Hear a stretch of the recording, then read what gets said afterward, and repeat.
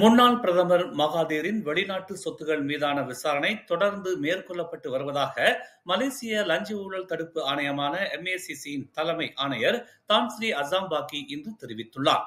தற்போது United kingdom, Switzerland ஆகிய இரு நாடுகளில் மகாதீருடன் தொடர்புடைய சொத்துகள் என நம்பப்படும் அடுக்குமாடி நிறுவனங்கள், வணிக வளாகங்களில் சோதனை மேற்கொள்ளப்பட்டு வருவதாக அவர் கூறினார். முன்னதாக மகாதீர் தமது வெளிநாட்டு சொத்துகள் தொடர்பாக தம்மிடம் முழுமையான விவரங்கள் இல்லை என்றாலும் அவை சட்டத்திற்கு புறம்பானவை இல்லை என்பதை தெரிவித்திருந்தார். கடந்த ஜனவரி மாதம் மகாதீரின் மகன் மொக்சானி மகாதீர் தம்மிடம் 1 பில்லியன் மதிப்பிலான சொத்துகள் இருப்பதாகவும், மகாதீரின் மற்றொரு மகனான மிர்சான் மகாதீர் தம்மிடம் 246 மில்லியன் சொத்துகள் இருப்பதாகவும் மலேசிய லஞ்ச ஊழல் தடுப்பு ஆணையத்தின் விசாரணையில் தெரிவித்திருந்தது குறிப்பிடத்தக்கது. நகர்ப்புற புதுப்பித்தல் மசோதாவுக்கு எதிராக அக்டோபர் 4ஆம் தேதி பேரணி நடத்த பாஸ் கட்சி திட்டமிட்டுள்ளதை அம்னோ உச்சமன்ற உறுப்பினர் புவாட் சர்காசி விமர்சித்துள்ளார்.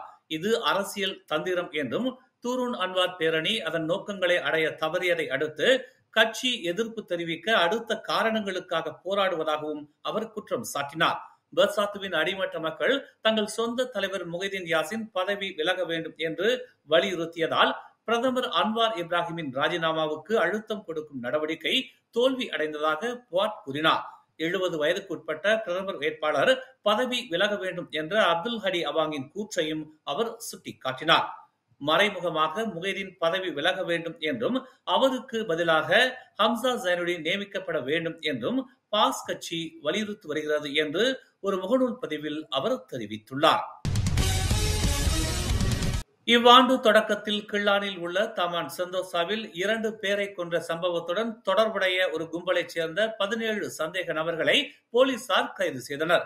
2023ஆம் ஆண்டு முதல் 33 உறுப்பினர்களை கொண்டு செயல்பட்டு வரும் இந்த கும்பல் ஸ்லாங்கூர், நெகிரி சிம்பிளான், பினாங்கு மற்றும் பேராக்கில் கொலை, ஆயுதமேந்திய தாக்குதல், தீ வைப்பு மற்றும் கும்பல் கொள்ளை உள்ளிட்ட பல வன்முறை குற்றங்களில் ஈடுபட்டதாக தேசிய காவல்துறை தலைவர் காலித் இஸ்மாயில் தெரிவித்தார். 2025ஆம் ஆண்டின் தொடக்கத்தில் கிள்ளான் தமான் செந்தோசாவில் ஒரு கடையின் முன் 2 ஆண்கள் ஆயுதமேந்திய தாக்குதல் நடத்திய பதிவு சமூக ஊடகங்களில் வைரலான போது இந்த கும்பலை தேடும் நடவடிக்கை முடுக்கிவிடப்பட்டது. இச்சம்பவம் கும்பல்களுக்கு இடையிலான தவறான புரிதல் என்றும், எல்லை குறித்த தகராறில் இருந்து உருவானது என்றும் அவர் இன்று புக்கிட் டமானில் ஒரு செய்தியாளர் கூட்டத்தில் கூறினார்.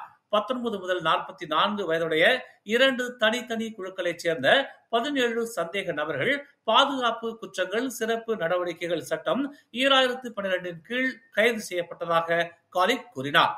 இன்னும் தலைமறைவாக இருப்பதாக நம்பப்படும் பல சந்தேக நபர்களை போலீசார் தேடி வருகின்றனர். விசாரணைக்கு உதவக்கூடிய 6 இலக்குகளை தேடுவதாக அவர் மேலும் கூறினார். ஆசியான் உறுப்பினர் பதவியை நோக்கிய திமோர் லெஸ்தேவின் பயணத்திற்கு மலேசியா தொடர்ந்து ஆதரவளித்ததற்காக பிரதமர் டதஸ்ரீ அன்வார் இப்ராஹிம் இன்று முன்னாள் பிரதமர் டாக்டர் மகாதீர் முகமதுவுக்கு நன்றி தெரிவித்தார்.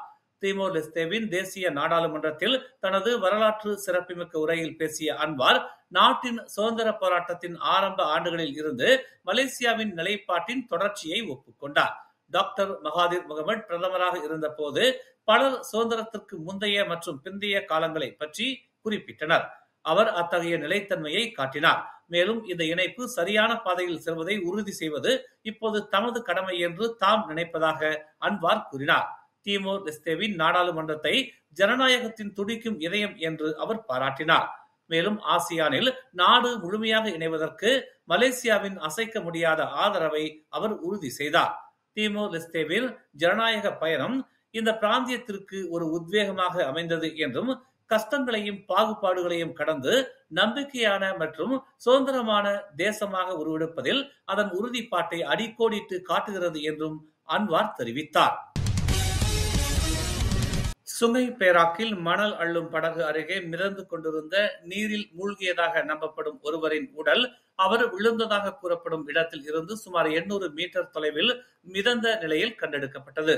பாதிக்கப்பட்டவர் குறித்து இரவு 9:18 மணிக்கு ஒரு மீனவரிடமிருந்து துறைக்கு தகவல் கிடைத்ததாக பேரா தீயணைப்பு மற்றும் மீட்புத்துறையின் செயல்பாட்டு உதவி இயக்குநர் ஷஸ்லின் முகமது ஹனாஃபியா தெரிவித்தார். நேற்று பழுது பார்க்கும் பணியில் ஈடுபட்டிருந்த போது ஆற்றில் விழுந்து மூழ்கி இறந்ததாக நம்பப்படுகிறது என்று அவர் ஒரு அறிக்கையில் தெரிவித்தார். ஆற்றங்கரையில் இருந்து சுமார் 10 மீட்டர் தொலைவில் உடல் கண்டெடுக்கப்பட்ட பின்னர் இரவு 10:40 மணிக்கு நடவடிக்கை முழுமையாக முடிவுக்கு வந்ததாக அவர் கூறினார்.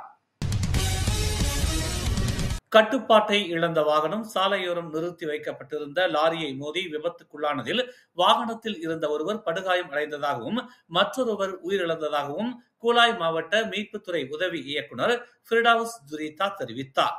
நேற்று இரவு 10:36 மணிக்கு தமான் பெர்மாத்தா கூலாய் சாலையில் இந்த விபத்து நிகழ்ந்ததாக அவர் கூறினார். விபத்தின் போது ஹோண்டா சிட்டி வாகனம் ஓட்டி படுகாயம் அடைந்ததாகவும் முன் இருக்கையில் அமர்ந்திருந்த ஆடவரின் தலை துண்டிக்கப்பட்டு உயிரிழந்ததாகவும் ஃபிர்டவுஸ் ஜுரிதா கூறினார். வேக கட்டுப்பாட்டை மீறி வாகனத்தை செலுத்தியதால் இந்த விபத்து நிகழ்ந்திருப்பதாக முதற்கட்ட விசாரணையில் தெரிய வந்துள்ளது.